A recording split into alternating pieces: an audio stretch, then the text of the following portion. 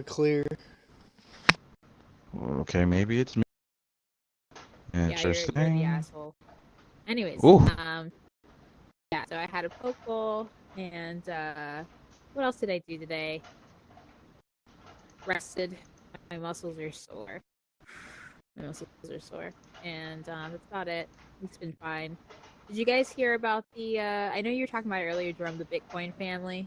They're like this little family that travels the world. They sold all their stuff in 2017, and it's this guy, his wife, and his three daughters, and they have been to 40 countries. They sold their home. They sold their house, everything, just to do this. So I thought that was pretty cool.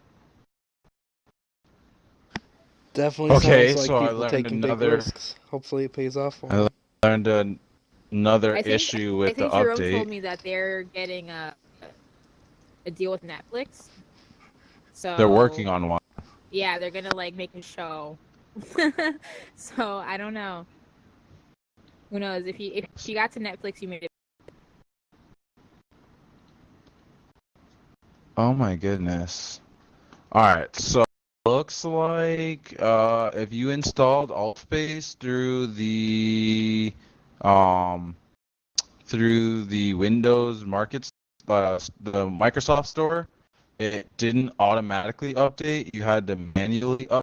It just like I opened the app, I'm ready to hit live, and then I realized, oh, for some reason like Altspace isn't opening, and Yeah, then it that's told exactly what me you happened to have to me. like And then that's this why is I had to so stupid. uninstall it and So reinstall it.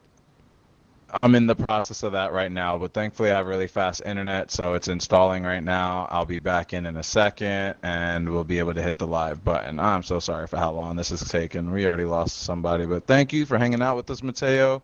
We'll be live in just a jiffy. Update just finished. I'm launching it, and we will start the stream un momento. What about you, Brian? How you been this week, buddy? Huh? Yeah, it's some good stuff going on. I don't know. I played a little bit of Until You Fall. I know that dropped on Quest today as far as new releases, and then it was cross-buy as well, so I managed to get that as well. I don't know, I'm not. What do you guys think of the whole store thing? Because I know with the Quest 2, it's gonna be they're gonna have to change up the store because they have like the Go section, they have the Quest section, and they have the Rift section, and now with the Rift discontinuing. The Go discontinued.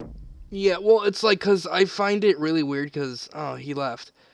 I don't know, Annalise, if you have any opinions on it. Like, I don't know, it's like certain games have cross-buy and then others don't. And then, for example, Until You Fall, it released today on the Quest for $25, but you can pick it up on the Mm-hmm. Rift side for $20, and the game is cross-buy. Oh.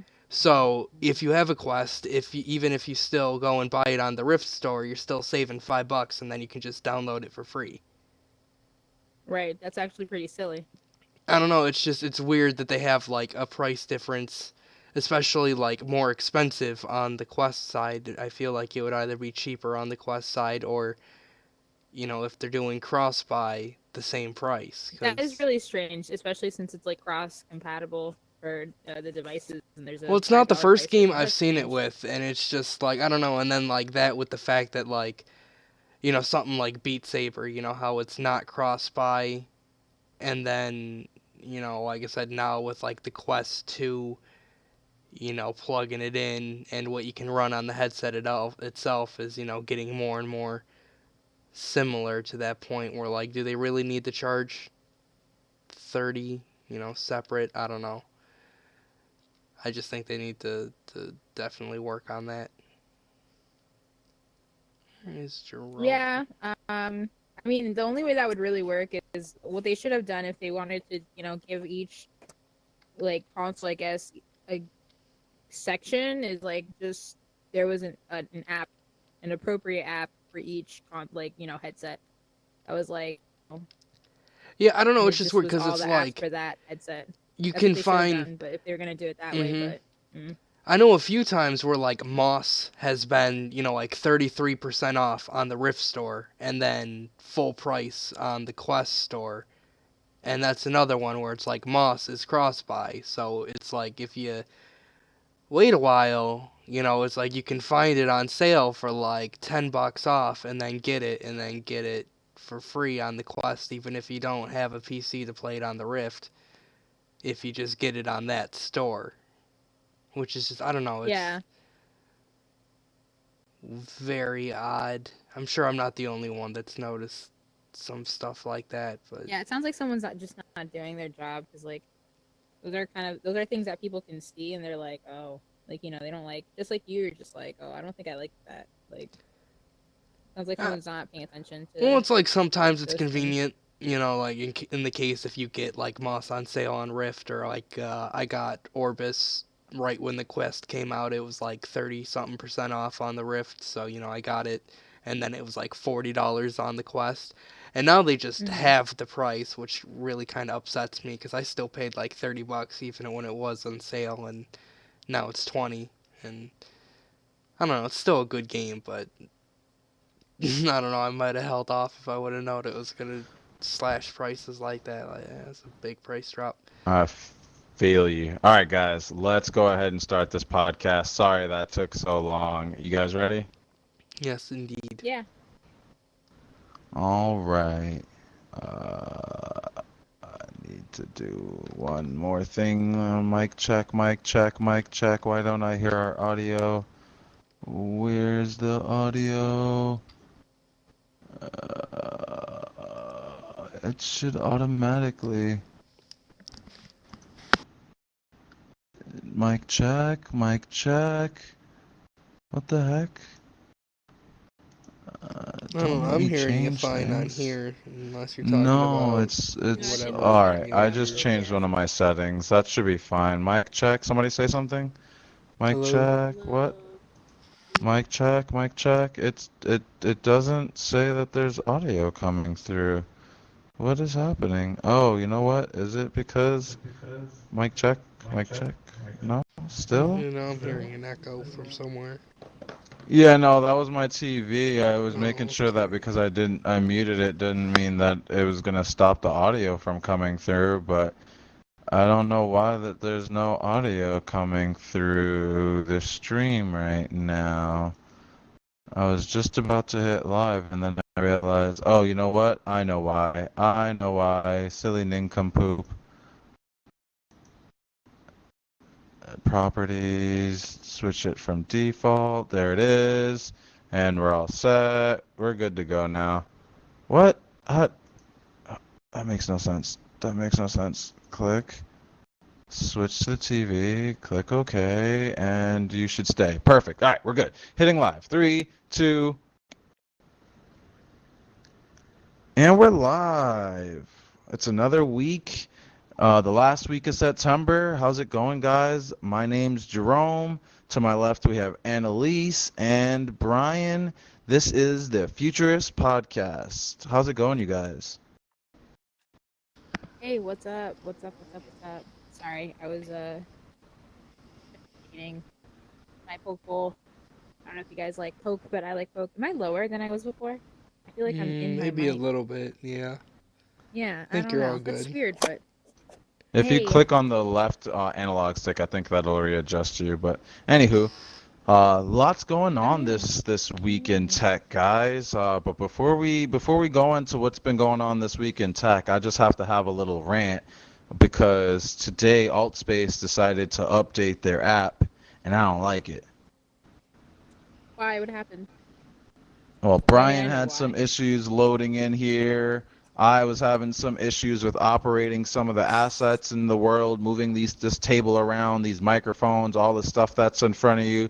Normally, it's really quick and easy to move around. Now that they updated the system, you would think that the update would be something that's helpful, but it's kind of inconvenient.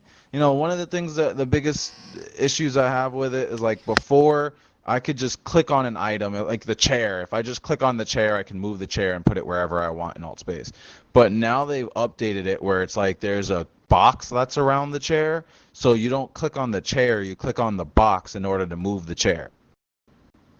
but it's not like you can see the box, so you have to like move your mouse around the chair trying to find where, like when you're on the computer and you're trying to like get the mouse to go from something that is just a regular mouse to something you can click on the little hand.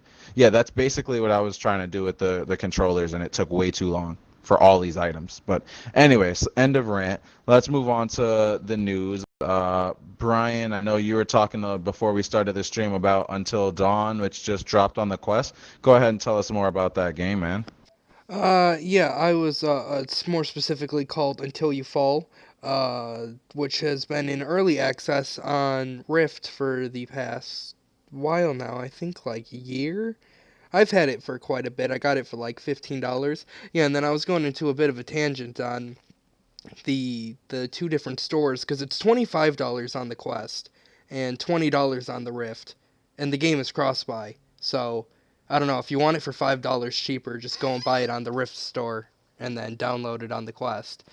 But either way, I've had it for a while, so I just downloaded it for free, and really good. I mean, it was definitely a somewhat noticeable difference between graphics, but mostly because kind of like with Beat Saber, the PC version just has like, wind effects and like more, wavy and realistic looking brush and trees and whatnot. So the gameplay itself was still like really, really solid and I don't know, maybe a little bit easier, or maybe just because I've been playing it kind of recently on PC, but I did like super well, like my first match in, even with like the starter weapons with no upgrades. So I don't know if that's a thing they did or who knows, but yeah, real fun. Like I said, $20 if you get it on Rift. And then The Walking Dead Onslaught also came out today.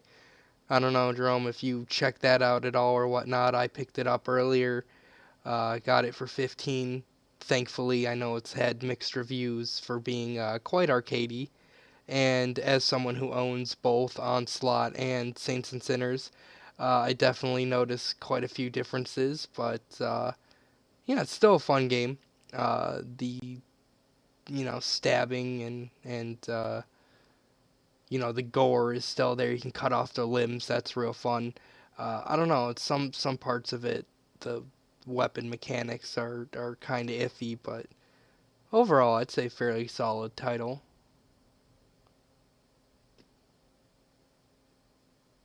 And you said that's called Until You Fall. Sorry, I mixed that up with Yeah.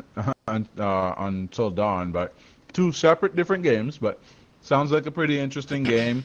I saw that it came out. Sounds really silly that the lower end version, which is the Quest version, is $25, where the higher end version of the game is $20 for the Rift. So silly, but Well, either whatever. way, I'm it's indifferent. cross-buy, so that's why I just want to mention it for anyone that might buy it on the Quest. You can just buy it on the Rift instead and get it for free, save $5. So just a That thought is a for. neat little trip. Tip. Now I Yes. know I should go look at different games on the other stores to see if the game costs a different amount on the other store. So that's one thing to know between the Rift and the Quest, and I'm sure that's all going to change. Is it looks like Facebook is no longer caring about anything else other than the Quest. They dropped the Rift S, they dropped the Go, they've dropped the Samsung Gear, and it looks like all their money is all in one basket. Quest 2. Yeah, I'm Um, looking forward so to it. that's yeah, and I'm excited as well. We ordered ours. We'll see that on October 13th. Really excited for that. For those that are just tuning in, welcome. This is the Futurist podcast where we talk about everything in tech and what's coming up in the future. So let's talk some more about some of the recent articles that dropped and what's going to be happening going forward when it comes to the VR space. There's more games that are being announced left and right. It's like pretty much every day there's a game that's coming out. Um, I knew about Star Wars Squadrons. hmm I heard that it had a VR component to it. Didn't realize that it was coming out with VR like tomorrow. Yeah, I'm definitely excited to check it out. I know a lot of people I've been seeing on like YouTube and whatnot have been talking about trying it out, and then some of the more like heavy enthusiasts have the like the flight simulator like setup, like the actual gear, the stick shifts and throttles and whatnot that apparently are going to be compatible with the VR mode of the game. So I definitely want to check out some of those videos because personally I don't have all that gear. I'm not a huge flight simulator fan. However, I assume that, in a title like this, it's going to be, a way different experience than flying around in a typical, realistic looking airplane when you have these Star Wars ships. And I don't know exactly which ones they're going to allow you to fly in. I'm assuming at least the basic ones from like, Battlefront and whatnot that you can generally fly around in. But yeah, I'm very excited to check it out and see what that's all about once it releases. I didn't know it was coming out tomorrow. That's definitely earlier than I was expecting. But do you have a Same price here. on There's that? way too many other. I think it was $39.99. Okay. I'm gonna end up picking it up, but I don't see myself getting it this year. I was already budgeted for but so many games this year, and there's so many other games that got my eye, but I'm definitely gonna have to pick that up at one point.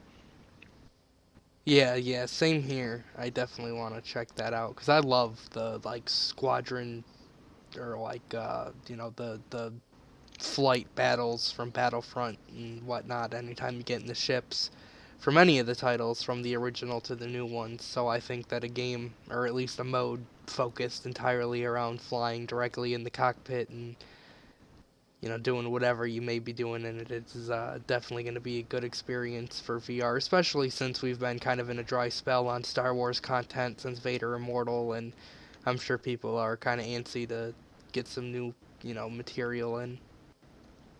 But do you think people really care for in a VR experience, playing in a cockpit of a plane as opposed to with like Vader Immortal, you got to be a Jedi swinging a saber and like actually doing hand-to-hand combat. Yeah, I Do you don't know. think I that think people it's really care? definitely different people, because like I said, I know for the, enthusiasts that play like Flight Simulator and whatnot, that's a very different crowd from the more using the lightsabers and direct like combat style. And then obviously you have those that meet in the middle and just enjoy Star Wars all around. So I definitely think that it's going to draw in quite a big, crowd just from the fact, those that maybe like me like the squadron fighter battles from Battlefront, or maybe those that just play Flight Simulator, because I know there's the people that have gotten like the flight equipment and a headset for some like VR compatible flight games and whatnot that are available now just for the ability to get into a cockpit of a regular airplane or whatever type of craft and drive it around, fly it around, do whatever. So I think adding in, some of these massive and very popular, ships from such a well-known franchise is gonna draw in quite a people Grab a one lot way of or the people's other. attention. Yeah. Yep, I definitely think so. If you already have Microsoft's Flight Simulator, a VR headset, might want to pick up Star Wars Squadrons. That looks like a pretty interesting game. I'll definitely be playing it next year. I, on the other hand, got access to Solaris, which I told some of you guys about last week, which is a new VR four-person 4v4 shooting game. It's a lot of fun. I'm already level 40. Pretty addicted to the game. It's just so much fun. It's really fast paced. Like I want to say it's even faster than Halo. It reminds me of playing Halo so much. There's not really many game modes yet. I do know that team deathmatch is in the works, but as of right now, it's more so just capture the flag, or not capture the flag, capture the point. So you just got to get on base and stay on that point, and the point moves around the map. So you just got to get to it as fast as you can, stay on it as long as you can, and defend it by killing the opponents who are trying to get on the point. And it's a lot of fun. If you guys get the chance, if you have the Quest or the Rift, definitely pick it up. I've been talking to a lot of people that have a Index or a HTC Vive that have been using like Viveport or other like access portals that'll allow them to install Oculus games and still play it on their headset. So there's pretty much a way for anybody that has a VR headset other than a PlayStation or Microsoft headset to be able to check out Solaris. So definitely think it's worth checking out. Um, so Brian, what other games have you been looking into, or Annalise, what other games have gotten you guys' attention this week? Yeah, I've been, like I said, I just got, Saints and Sinners Onslaught today, which has been quite a fun experience, but I was talking about that a little bit earlier.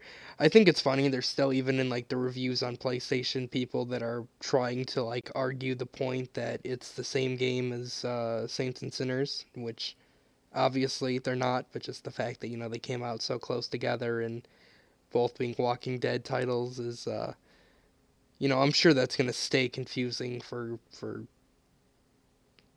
forever, pretty much until I guess any other VR Walking Dead games come out or whatnot. But yeah, besides that, what else have I been playing? Not much as far as VR. Just Beat Saber, getting ready for that multiplayer, and yeah, some other ones. VR Chat Rec Room. And at least you've been playing anything in VR as of recent new titles No, or Jerome's been trying to get me to classics? play Solaris, but I haven't played. I haven't been playing any VR games. I like to play more of like the fitness games personally. I like the XR Fit and all those things. I think those are cool. But I haven't been playing anything recently. Yeah, I've been doing the Personally, training center and knockout league recently. The back alley training, whatever stamina. It's like hitting balloons, and then you have to like block the balls and dodge the weights, and comes from random patterns. Very very high calorie burning and physical workout, as interesting. well as O Shape. I got that a while ago and just recently got back into it a little bit. I don't know if either of I you saw heard of you it playing yet. that. That actually got my attention. I should definitely, we should definitely check that out, Annalise. Tell Annalise about O-Shape. Yeah, it's I don't know, it's a interesting game. They have custom song support, which is also nice. It's like a rhythm game like all the other ones, Outbeat Saber whatnot, but it mixes with Hole in the Wall. So you got like this like big glass panel, coming at you with like different positions you have to get in, and then it's like to the rhythm of the music, and then you have to like keep changing it, and then dodging and blocking like walls or whatever, and all the other rhythm games. Very physical as far as the ones, 'cause there's like a lot of crouching, and then you have to like hold your arms out and then raise them up, and you have to like keep them there and change the position quite fast, and then keep it in one specific spot. Definitely a fun title. I think it's $20 cross buy as well for Rift and Quest. So not a bad deal if you're into those sort of rhythm games and are looking for something for working out. Just check that one out.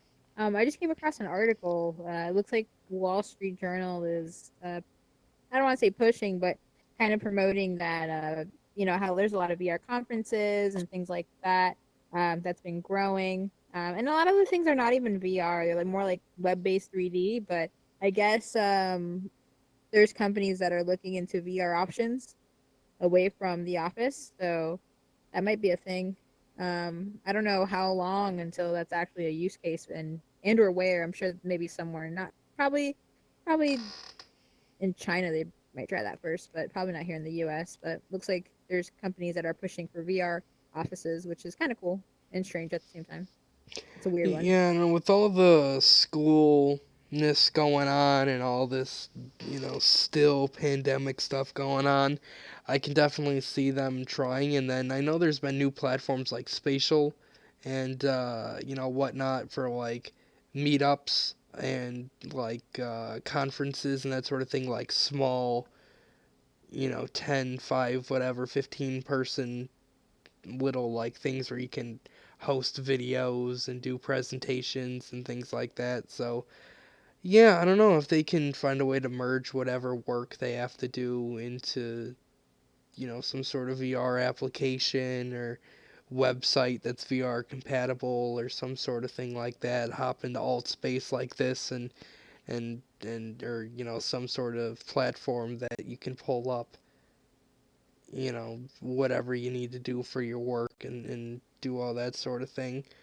But yeah, it's an interesting time, with this technology coming out with the Quest 2 about to be releasing and focusing so heavily on wireless VR, people just hopping in and putting on a headset, especially with the price, $300. I mean, a lot of people were like, man, I don't know, VR, a headset is the price of a game, or like, like an Xbox or a PlayStation, and then you have to have the computer on top of it. People were giving all these excuses for it. Now it's like $300, it's like, same price as like the cheap end Xbox new release, which is pretty cheap, I'm As well sure. as the same price as a hmm Nintendo Switch. Yeah, exactly, exactly. So it's really not that bad. And then for the technology that you're getting, especially in this new one, like I'm just amazed at all that the Quest has been able to push out of it in its year and a half of release, from the hand tracking to the link to the titles that they've been able to release on there. Like even Until You Fall and like some of these newer ones. I know Saints and Sinners is coming out on the 13th. That's going to be a launch title with the Quest 2, and it's coming out on the original Quest as well. So it's these games moving forward that are going to be for this more powerful headset are still going to remain on the Quest version 1 for at least the considerable future. So it's just amazing where this technology is going, and yeah, I'm definitely excited Yeah, for as am it. I. So VR's definitely been moving really, really fast. I'm glad that we've been making the moves that we have. I was just talking to Annalise earlier about how the Quest 1 has two different panels in it for the display, but the Quest 2 has one big panel in it, and it's gonna be damn near a 4K screen inside that headset. So, like you said, there's a lot of amazing technology that they're putting into this small little device for 299. Really excited to check out the Quest 2 and see what it has to offer. But like I said, it's comparable to prices of gaming consoles. It's less than some of the new next gen consoles that are going to be coming out. So I think that's really important, and it's really going to drive home to a lot of consumers when it comes time for the holiday season, and people are looking for what consoles that they want to purchase. Um, in terms of consoles and the console war, we're seeing more information now from PlayStation in regards to the backwards compatibility, as well as Xbox is now opening up Xbox Game Pass to EA Play. So if you have EA Play, which is kind of like EA's bundle of games, so you can get access to some of their games for a subscription. Instead of paying that subscription, you just get Xbox Game Pass and it comes with EA Play. So I think Well, that's pretty neat. hmm not only that, Go for it. can't you stream the Xbox titles from, I don't know if it's like Game Pass or whatever, onto smartphones now? I know with the Galaxy Note 20, that's like a primary thing with it is that you can play like all the Game Pass titles on there, something like Halo and Rocket League and Minecraft dungeon mode. I was seeing like ads on Facebook, and I heard about it a few weeks ago, I believe, where you can now stream it. And I don't know if it's similar to like Google Stadia or something like that with Yes, Xbox it's called titles. Project X. It was called Project X Cloud. They just recently dropped the project as of September 15th. I brought it up. It is officially launched. It comes with Game Pass Ultimate, so you have to specifically get the Ultimate pack in order to be able to stream your games to your phone. But if you don't have Ultimate, you just have regular Xbox Game Pass, then that's just going to allow you to download the games onto your Xbox, and you can download EA Play, which obviously EA Play is going to be a part of xCloud in the Game Pass Ultimate Edition. So if you pay that extra buck, you get Game Pass Ultimate, which comes with everything from Xbox Game Pass, plus you get xCloud, which you can stream it to your phone. I don't know if that's enough for me to want to go subscribe to that. Yes, they have a lot of games, but yeah, it's not really my cup of tea at the moment. I'm more for Stadia. I got to try xCloud before it became an official project or an official product, and it was trash. Like there were several instances where I was playing the game and the screen would just go black, the controls would give out, and I'd be running even though like I'm not touching the controller. There was so much input lag, just so many little issues that I couldn't stand with anymore that I stopped playing it. And then right before they did the update on September 15th, I checked it out one last time. I was still having issues. The update came out. I no longer had access to it because I don't pay for Xbox Game Pass Ultimate. I went and watched some reviews on YouTube. Nobody has had any good reviews. Supposedly, the reason why it's not the best right now is because it's running on a bunch of Microsoft not series, Microsoft Xbox One S. So the lower, cheaper version of the Xbox currently, but they're gonna be upgrading it to a bunch of different Xbox Series X's, which is gonna be coming out November 10th. Whenever they do that update, most likely around January, I'm betting, that's when it's supposed to be better. Maybe then I'll give it a test and let you guys know how it's working. Yeah, definitely. I don't know. I just think that as far as PlayStation on that end, uh, it's they definitely have their own thing going for them. I know PlayStation has their own somewhat form of like cloud gaming, streaming, whatever, but I know it's definitely lackluster, especially compared to what Xbox is working on. Then again, PlayStation has the PSVR, so upsides and downsides to both platforms, I guess. When it comes to PlayStation streaming platform called PlayStation Now, they have a ton of games just like Xbox. I would say Xbox has a better quality of games. Um, but I would even say that PlayStation service is way better than Microsoft in terms of like this cloud gaming um, landscape right now. The first companies that did this, cloud gaming software were Gaikai and OnLive. They came out with this technology way back in like 2008, 2010, and they both ended up failing and selling their services to PlayStation. So I guess that's why PlayStation has a leg up on Microsoft because they're using this technology that's been in the works since like 2008, 2010. Whereas Microsoft is kind of starting this from scratch on their Microsoft Azure network. So I can see where it's a bit of a pain to build this from scratch using it's not even like it's building it from scratch because the entire thing is running on Windows. So the infrastructure is already there. It's just a matter of making Windows operate with their lower scaled version for the Xbox over the internet.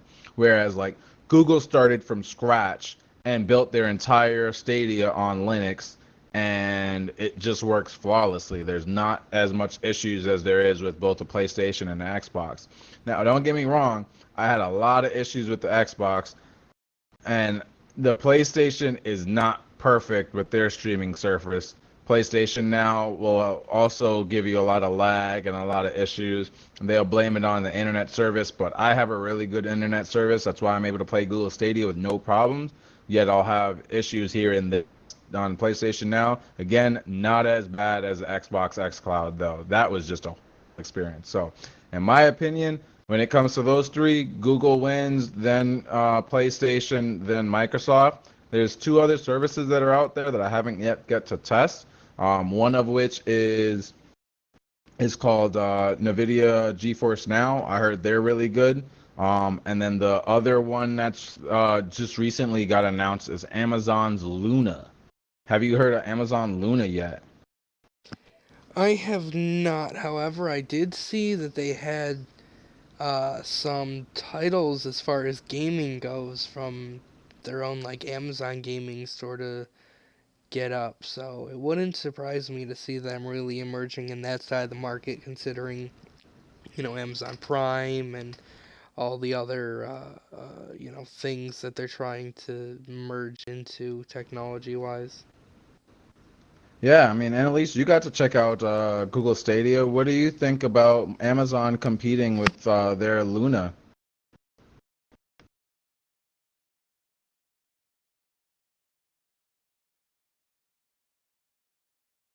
Okay, there we go. Sorry, wrong hand. I don't know. I don't really know much about Luna. Stadia's cool. Um, who's doing the one that you have to pay for? Amazon. Is that Luna?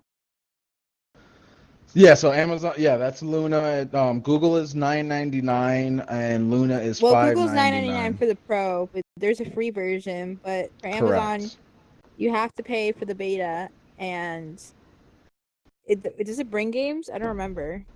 Yeah, they said they're coming out with 110 games on Oh, with the launch. 100, yeah, it's more. I guess that's not too bad. I don't know. Honestly, I'd pay for a month just to try it out and see what happens. You know what I think is gonna happen because they're not gonna get enough people to sign up for it. I think they're gonna, um, you know how they do with all their other products, like they'll like get 3 months free with blah blah blah. That they're probably gonna try to do one of those and see if they can get more of a clientele. But I don't know. We'll see what Well, happens. that's an interesting point. One of the big differences between like Stadia and Amazon's Luna, which is their streaming service for those that are just tuning in. Um, Luna is running on like older infrastructure on Microsoft's Windows platform. So it's all technology that's from like the previous console generation. So all the hardware that they are reporting on is like hardware that would be equivalent to an Xbox One X and the PlayStation 4. So when new games come out, are you going to be able to play some of those new games on on Luna? We don't know. I don't see them being able to run a brand new game on the new hardware on day one. But maybe over the time they'll update and they'll be able to run some new games. I guess that's only time will tell. But Yeah, I definitely agree. It's exciting stuff, though. That we're finally getting this far.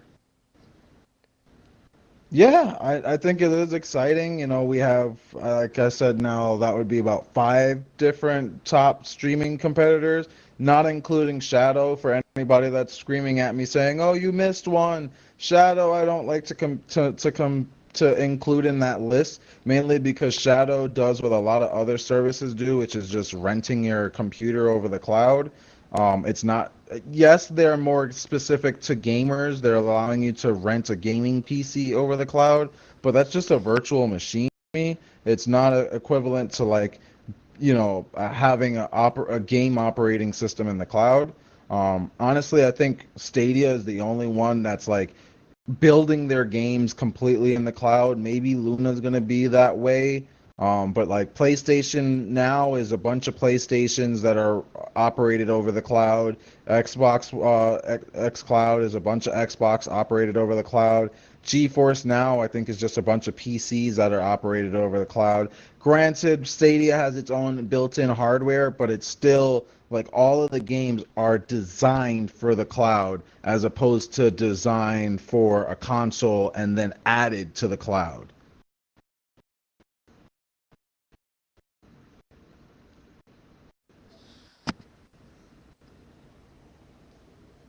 Thought somebody was going to say something, but all right. So yeah, that's all the news in that I could think of in terms of VR, console, streaming. There's not been any AI gaming news much. I like to touch on AI and what's going on in that world. All I've been seeing in AI is just more algorithms that are getting better and better at understanding I guess like being able to understand a conversation. I'm seeing more and more computers that are able to hold their own in a conversation. So I'm really excited to see more games that can be able to integrate that technology into them. I like looking at other games that are similar to No Man's Sky that have like procedural generation. So every planet in No Man's Sky is created by a computer with just a list of different assets that can be put together, and the computer is just randomly selecting assets and building a world based on those assets. And every time you experience one of these planets, you're looking at a brand new planet that nobody else has ever been to, that was com- generated by a computer. I think that's so fascinating, and that more and more games are going to come with, technology like that built in. In terms of like blockchain gaming, I've been seeing a lot of um, gaming companies that are looking towards randomization on the blockchain. So like one of the things that I think is going to be needed for like Solaris, if they were to add randomization on the blockchain, is verified randomness with their the locations that they put the point and some of the game items in the game. If you could be able to have verifiable randomness, then there would be no distinct pattern. I'm starting to get to the point where the because I've played so many rounds of the game, I pretty much know exactly where the point is going to be at the next, level. So it's like if it's a game starts and the point is in the middle, chances are it's going to go to the left next, then it's going to go downstairs, then it's going to be upstairs. It's getting to the point where like I can be able to dictate to my team, just follow me. I know exactly where the point's going to be at next.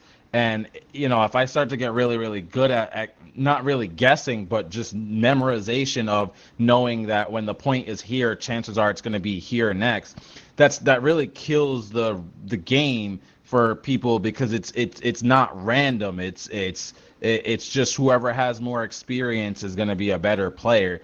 Whereas if we had verifiable randomness, that's something that's on the blockchain, that a code can be able to verify that it's not going to show up in the same spots every single time, every single game. Every other game isn't going to be the exact same. So I think that that's something that we're going to need to see in more games, where I can verify that this isn't the same pattern over and over. It's random.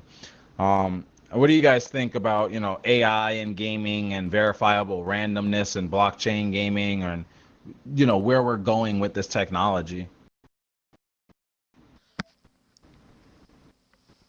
Yeah, I definitely think that I don't know. It's really interesting. I've seen like YouTube videos on like I taught these simulations to do certain things. I can't remember any at the top of my head because it's been a while, but just the idea of like putting in the set of commands into like this like this code into a program, and then seeing like this thing that it makes, this form that it takes, like a character or whatever, and have it go and like do something, and then take those results and then like learn from it and improve on it, and then go back and retry it and then improve on it and improve on it, and just yeah, I don't know. I think it could definitely change a lot of things, like you're saying, like the realism in NPCs, or just like training, in games where it's, maybe targets that learn, your shooting patterns, or like as play it, it understands, and it makes like, bots or AI enemies to fight against that'll, match to your skills, or certain things. It's very interesting. Who knows to say where it's gonna go, and then after that point, people talk about AI, like, some people are excited for it, some people are worried about it. So who knows where they end up using it for at that point, depending on, how developed it is, and, what kind of uses they may think of for it. It's a fascinating world, guys. I'm really excited to see what comes next. Brian, do you have any blockchain gaming news that we should touch on before we go? Yeah, we got a couple things. We got another partnership from Atari, with Ultra. So I know we've been talking about Atari for the past handful of weeks. They've been joining blockchain platforms left and right, which is it's interesting because they're not, it's like as not really super recently, but a lot of people know Atari. They've been around for many many years. They've made many great classics and are very prevalent in the gaming world. So to see them kind of diving in as much as they have been into blockchain, and these digital assets, I'm very excited for it. Apparently they plan on adding new games, communities, services with Ultra, and then I know they believe joined a couple other platforms within the past few months, so who knows how that's all going to be connected and whatnot. But yeah, that's definitely something to look out for. I know, where was it? Yeah, Rocket League is going to be supported on, what is this, IG Galaxy? So Rocket League moved to free to play recently. I know it was like $20 or whatever back when it was, you had to pay for it, but now you can pick it up for free. And until October 23rd, if you get it on the Epic Games Store, it is not only free, but you also get a $10 credit added to your account. So pretty much you can just pick it up and get $10 free. If you use Epic Games Store or not, it's free credit. You might as well pick it up, get a free game or something. But yeah, they plan on having tournaments with the IGG token for rewards by early October, and I assume that's supposed to be officially supported. So I'm very, very, very curious to see if they plan on doing some sort of like, you go into the game and then you see the tokens, like if you have to connect a wallet or if you just like see them in the corner. Because I know they have, I think, some sort of token or something for their some sort of assets. Because I know you get like the chests or like the free reward every round, and then I think you get like blueprints that you have to get keys for. But yeah, very interested to see how those tokens would end up being used. A few other small things. Splinterlands has now new paying options, and uh, here another one was Animoca Brands is going to be bringing a couple of their games to the blockchain. So for those that don't know, Animoca Brands, they make a lot of very very popular mobile games. For like Android and iOS, the ones they're bringing to blockchain right now is MotoGP and Stargirl. Uh, I don't know what MotoGP is. Some sort of like motorcycle, motorbike racing title. The other one being like one of those. You go and you make relationships with those really cartoony looking characters. Go shopping and buy accessories, build a house or whatever, upgrade it. So I could definitely see how that one can have its assets be added to the blockchain and do that sort of thing. But definitely another major brand to be joining the blockchain gaming space, and I'm very excited. It's always great to see such major players get involved, and especially with all these games closing down, shutting down, and talking about the life expectancy of blockchain games. To see these companies coming in and bringing their own titles and just aiding with these platforms that allow people to make these games. It helps the community thrive and just keep pushing along that much further. So I'm all for it. As am I, buddy. Guys, this has been another wonderful episode of the Futurist podcast. Thank you so much for joining us as we discuss more of technology, gaming, what's happening in the console, AI, VR, blockchain space. There's so much going on. Pay attention, read, and join us in the game. Until next week, guys, thank you so much for joining us. Again, my name's Jerome. To the left of me is Brian, and Annalise dipped out on us. See you guys next week. Goodbye.